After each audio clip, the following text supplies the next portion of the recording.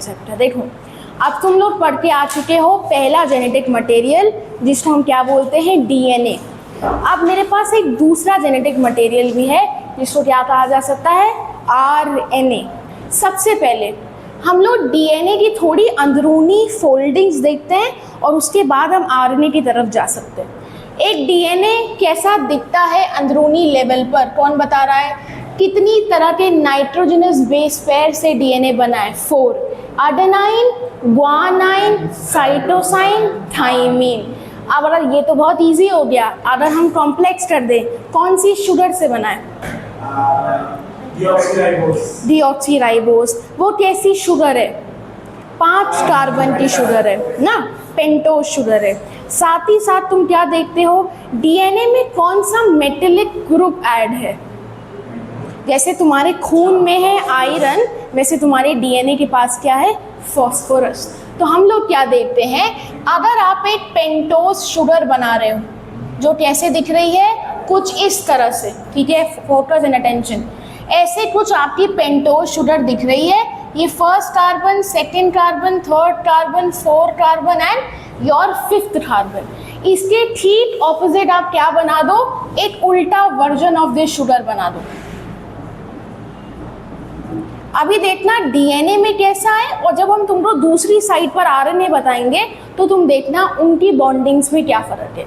अगर ऐसे है तो यहाँ काउंट करने पे क्या आएगा, ये आएगा कुछ 5 कार्बन इधर होगा, ठीक है। अब देखो यहाँ पे कौन सा कार्बन एक्सपोज्ड है, 5th, बट उसके ठीक सामने कौन सा कार्बन एक्सपोज्ड है, 3। तभी डीएनए में क्या होती है, एंटी पैरेललिटी। एक तरफ 5 स्ट्रैंड का मुंह खुलता है और दूसरी तरफ 3 स्ट्रैंड का मुंह खुलता है। अब क्या करोगे, इस 5 के तरफ क्या लगा दो, फॉस्फोरस का ग्रुप लगा दो, ठीक है, और इस 3rd कार्बन पे भी क्या लगा दो, फॉस्फोरस का ग्रुप।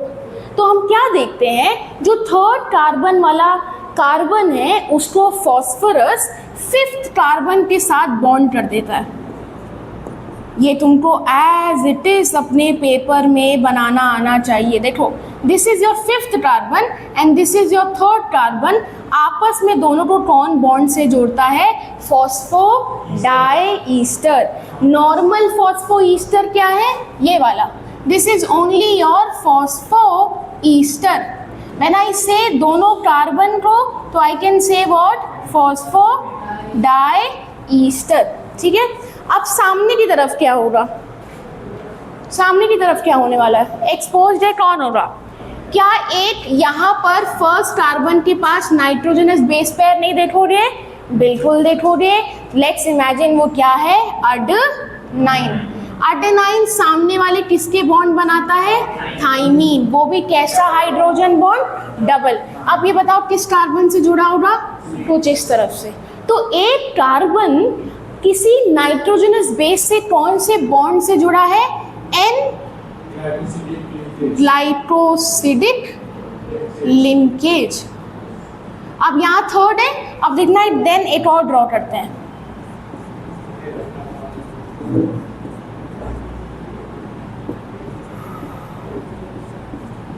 अब क्या होगा, अब कैसे बॉन्ड बनाए जाए,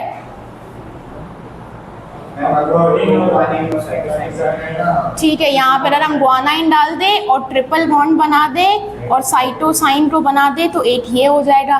देखो यहाँ पे फिर 3rd आया है और यहाँ पे फिर 5th आया है, कौन सा आ जाएगा पिक्चर में, phosphodiester. This is how your double stranded DNA looks like. But what about RNA, RNA के साथ क्या होगा। तो अगर कोई डीएनए का सवाल करता है तो डीएनए को क्या बोल सकते हो, पॉलीन्यूक्लियोटाइड। क्यों, एक ये न्यूक्लियोटाइड था, एक दूसरा न्यूक्लियोटाइड है, आपस में बने हैं, ऐसे कई सारे न्यूक्लियोटाइड एक के बाद एक नीचे आते नजर आएंगे, ठीक है। ऐसा तो है double standard. What about RNA, अगर डीएनए में एक तरफ शुगर ये है और उस तरफ भी न्यूक्लियोटाइड देख रहे हो, आपस में बॉन्ड देख रहे हो, ऐसा आरएनए के केस में नहीं दिखता है। आरएनए के केस में सिर्फ एक धागा दिखता है, दूसरा धागा एग्जिस्ट ही नहीं करता है। यानी ये पूरा धागा है और आप कैसे लगा दो A G C U, A U G C, only one strand of RNA molecule is there. RNA single stranded क्यों है? तुम्हारा एंड गोल सवाल यही था कि अगर RNA किसी के साथ सामने बॉन्ड नहीं बना रहा है तो how the working of the RNA is there. सबसे पहले ये समझो RNA भी किससे बना है, कौन सी शुगर, राइबोज शुगर। अगर राइबोज शुगर को कोई देखना चाहता है तो उसको डीएनए जैसी शुगर ही बनाओ, 1 2 3 4 and 5. Again, it's also a pentamerous sugar molecule, but the only difference is उसके सेकेंड पे भी OH है और थर्ड पे भी OH है, यानी वो ज़्यादा क्या है, रिएक्टिव। जब आप एक और ये वाली शुगर देखते हो डीएनए वाली, तो आपको सिर्फ OH का ग्रुप कहाँ नजर आता है, on the third carbon only. But when we see RNA, आपको आरएनए के पास 2 पोजीशन पे भी एक OH नजर आता है। राइबोज में ये डिफरेंस है with that of the deoxy ribose. ठीक है, अब आते हैं सामने वाला क्या होगा। एक आरएनए ना 3 तरह का है। अगेन आरएनए कौन कौन से नाइट्रोजनस बेस से बना है, एडेनाइन, गुआनाइन, साइटोसाइन और यूरासिल। इसके पास भी कैसा ग्रुप है, फॉस्फोरस। सब कुछ सेम है, यानी इसके पास भी क्या ही है, न्यूक्लियोटाइड, जो कि एक डीएनए के पास है। ठीक है, डीएनए के पास न्यूक्लियोटाइड क्या है, अगर ये शुगर है और ये है फॉस्फोरस बेस पेयर और ये है उसका नाइट्रोजनस एलिमेंट, तो इस पूरे कॉम्प्लेक्स को आप क्या बोल सकते हो, न्यूक्लियोटाइड। यानी सिर्फ इतना सैंपल, एक फॉस्फोरस ग्रुप आ गया, एक आपका पेंटोज शुगर आ गया है और एक नाइट्रोजनस ग्रुप आ गया है, उसको आप क्या बोल रहे हो, न्यूक्लियोटाइड। वैसा ही न्यूक्लियोटाइड इसमें भी देखा जाता है।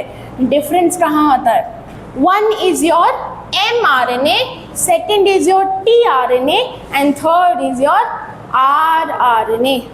M को क्या बोल सकते हैं, मैसेंजर, T को क्या बोलोगे, ट्रांसफर, एंड R को क्या बोलने वाले हो, राइबोसोमल।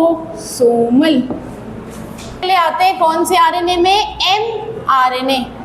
कैसा दिखेगा, mRNA एक सिंगल धागा है, मैसेंजर आरएनए, यानी एक सिंपल सा धागा बना दे। और कैसी कोडिंग होगी, 5' to 3', यानी अगर एक तरफ कार्बन 5 है तो दूसरी तरफ कार्बन क्या है, 3 है। यानी कौन सा एक्सपोज, इधर कौन सा एक्सपोज कार्बन है, एक तरफ 5 वाला और दूसरी तरफ एक्सपोज कार्बन कौन सा है, 3 वाला। और सारे नाइट्रोजनस बेस पेयर ऐसे लगे हुए होते हैं। अब यहाँ पे ध्यान देना, चीज़ें हो रही हैं थोड़ी सी अलग। अब mRNA में आप सिंगल नाइट्रोजनियस बेस पेयर नहीं पढ़ते हो, आप क्या पढ़ते हो, एक ट्रिपलेट पेयर पढ़ते हो। इसको क्या बोला जाता है, कोडॉन या फिर ट्रिपलेट या फिर जेनेटिक कोड। कहने का मतलब क्या है, एक आरएनए में 2-3 चीज़ें। पहली बात तो डीएनए में हर नाइट्रोजनस बेस को सिंगली पुकारा जा रहा था, ए पुकार रहे थे, जी पुकार रहे थे, सी पुकार रहे थे। बट जब आप एक एमआरएनए देखते हो, वहाँ पे सीक्वेंसेस कैसे पढ़े जाते हैं, एक ट्रिपलेट के फॉर्मेट में। ट्रिपलेट कैसा, AUG बोलो, यू बोला तुमने, एक पेयर के फॉर्मेट में पढ़ते हो और उसको क्या बोला जाता है, जेनेटिक कोड बोला जाता है। अभी तुम्हारी फ्यूचर अंडरस्टैंडिंग के लिए बहुत ज़रूरी है। अभी what you should remember it as, देखो भैया, डीएनए से होता है आरएनए और आरएनए से बनता है प्रोटीन। अगर एक इंसान के शरीर में कुछ भी बनाना चाहते हो, If any product inside a human body has to be created, it should go with the pathway of DNA से बनाओ RNA, RNA से बनाओ प्रोटीन्स, हमेशा। अब DNA कैसा है, मोटाइल नहीं है, यानी DNA न्यूक्लियस को छोड़कर साइटोप्लाज्म में नहीं आ सकता, वरना उसको तोड़ दिया जाएगा because of the enzymes found inside your cytoplasm. So what it does, वो DNA क्या बनाता है, अपना एक रेप्लिका, और उस रेप्लिका को क्या बोल सकते हो, mRNA, यानी मैसेंजर RNA। जब DNA बाहर नहीं आ सकता है तो DNA अपनी एक आइडेंटिकल कॉपी जैसा कुछ बनाने का कोशिश करता है, और वो क्या होता है, मैसेंजर RNA। एक एग्जाम्पल से देखना जाओ, अगर मान लो मेरा ये DNA का स्ट्रैंड है, हम 2 DNA का स्ट्रैंड बना रहे हैं, फटाफट बताना कोडिंग क्या होगी। अगर इट्स एन A, सामने वाले स्ट्रैंड पे क्या होगा, DNA है। अगर DNA के एक स्ट्रैंड पे A है तो DNA के नीचे वाले स्ट्रैंड पे क्या होगा, T, ठीक है। नेक्स्ट बताओ फिर, अगर G है तो क्या होगा, C है तो G, ऐसा होगा। एक और ले लेते हैं, T है तो A, ऐसा होगा। यानी तुम कह रहे हो दोनों में कॉम्प्लीमेंट्री है। DNA क्या करता है, अपने आप को खोल देता है, ओपन कर देता है, और कहता है RNA आओ भाई और तुम अपने आप को क्रिएट कर लो। तो DNA गेट्स ओपनड अप, और एक पोजीशन पर अगर ये स्ट्रैंड A है तो जब RNA अपने आप को बनाने की कोशिश करता है तो A के सामने क्या आएगा RNA में, U। कैच करो, DNA के बाद क्या है, RNA, और RNA में A के बाद A का सामने वाला क्या होता है, T नहीं होता, U। अगर इसके पास है T मान लो, तो तुम्हारे पास क्या होगा, A। अगर DNA लेकर आया था G तो RNA क्या लेकर आएगा, C। अगर DNA लेकर आया था C तो RNA क्या लेकर आएगा, G। अब इस A को रखते हैं, तुमने यहाँ बोला था A के ऑपोजिट होता है T, इस T के ऑपोजिट होता है C, इस G के ऑपोजिट होता है C।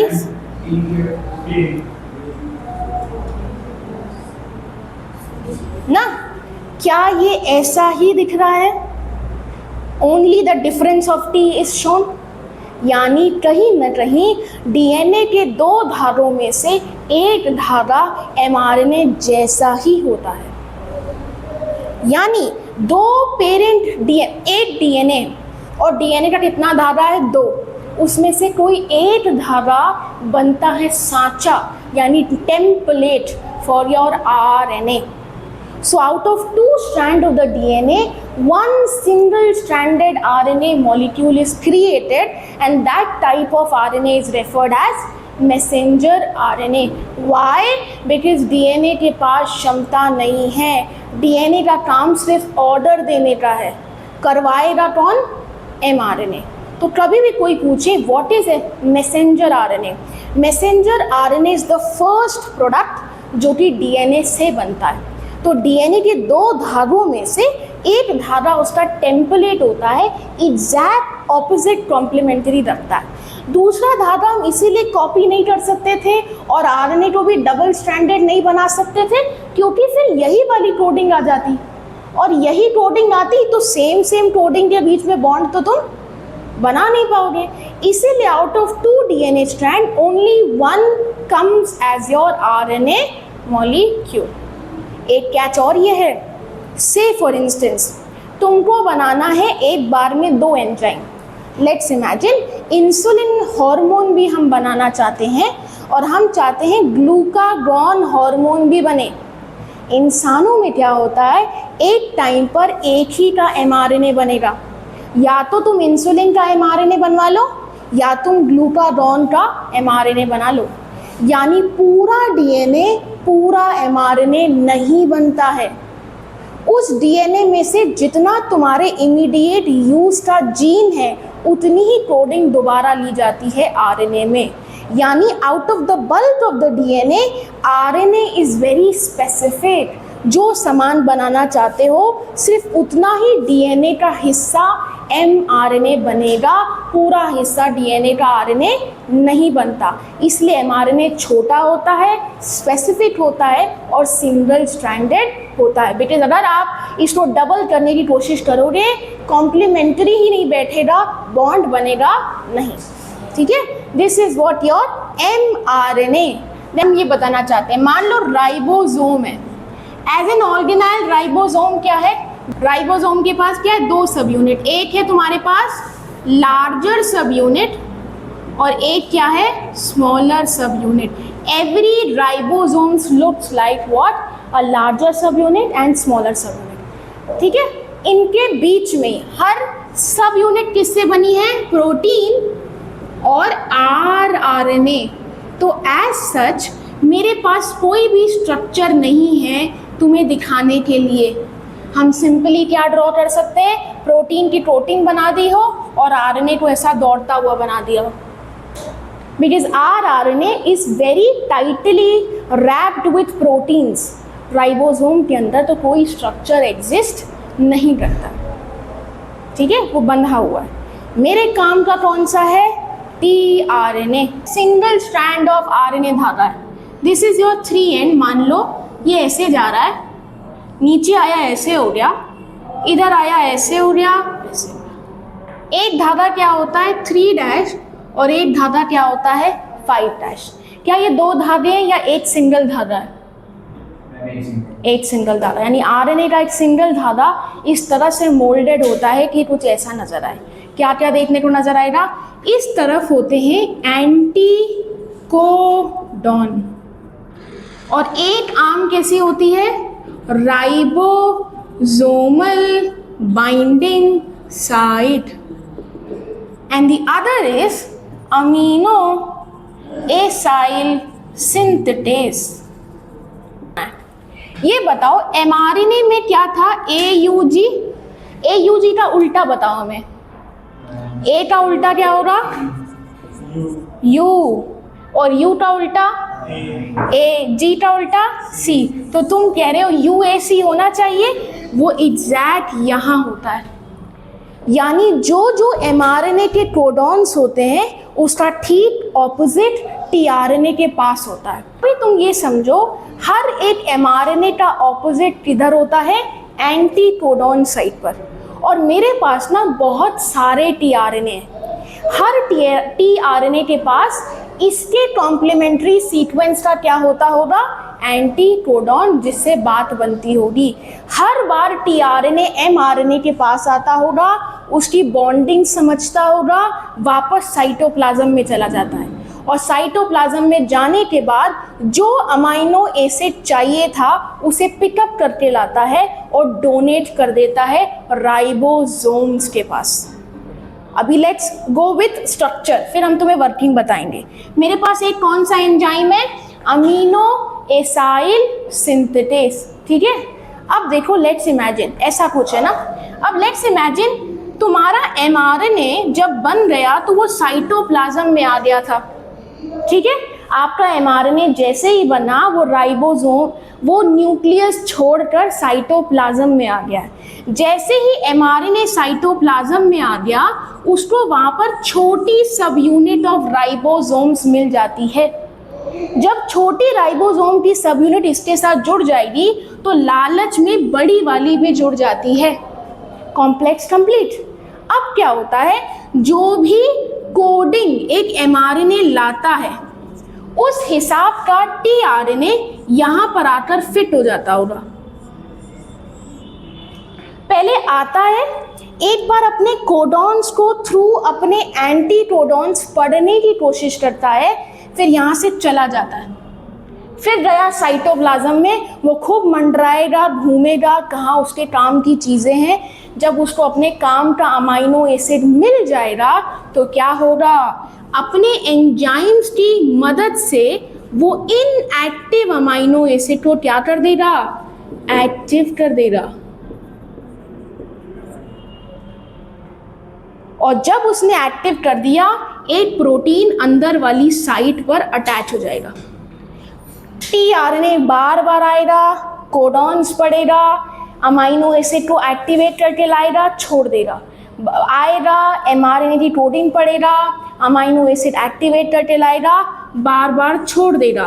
तब तक छोड़ेगा जब तक एक प्रोटीन की चेन बाहर राइबोसोम से निकल नहीं जाती, ठीक है। And that's what the RNAs are. RNA क्या करते हैं? कैटालिटिक एक्टिविटी दिखाते हैं, यानी DNA से लाई हुई इंफॉर्मेशन को अपने अंदर कन्वर्ट कर देते हैं। और जब तीनों तरह के RNA की मिली भगत हो जाती है तो आप क्या देखते हो? क्या बन जाना है? ये तीनों मिलकर क्या बना देंगे? Proteins. And this is what central dogma is. इस बार पढ़ रहे हो, DNA से बना RNA, RNA से बना सारे तरह के RNA, और इन सब तरह की RNA की वजह से क्या हो पाता है? Protein synthesis. ठीक है, तो एक tRNA के पास क्या है? ये वाली राइबोसोम बाइंडिंग साइट है, वो आकर राइबोसोम से क्या हो जाता है? अटैच हो जाता है। mRNA के कोडॉन्स को अपने एंटी कोडॉन्स के जरिए पढ़ेगा, फिर साइटोप्लाज्म भ्रमण करने के लिए निकलेगा, वहाँ पे उसको जो अमीनो एसिड मिलेगा उसको अपने एंजाइम की वजह से क्या कर देगा? एक्टिव, और बार बार लाकर राइबोसोम्स के पास छोड़ देगा। जब बार बार राइबोसोम्स के पास लाकर छोड़ देगा, राइबोसोम वाला RNA जो अंदर बैठा हुआ है rRNA, वो क्या करेगा? कौन सा बॉन्ड बनाएगा? एक अमाइनो एसिड लाए, दूसरा अमाइनो एसिड लाए, तीसरा अमाइनो एसिड, चौथा अमाइनो एसिड, बार बार अमाइनो एसिड के बीच में कौन सा बॉन्ड बनाएगा? पेप्टाइड। वो कौन करता है? rRNA। इसीलिए मेरे पास 3 तरह के RNA हैं। One is your very simple most सीधा धागा of the RNA, that is your mRNA।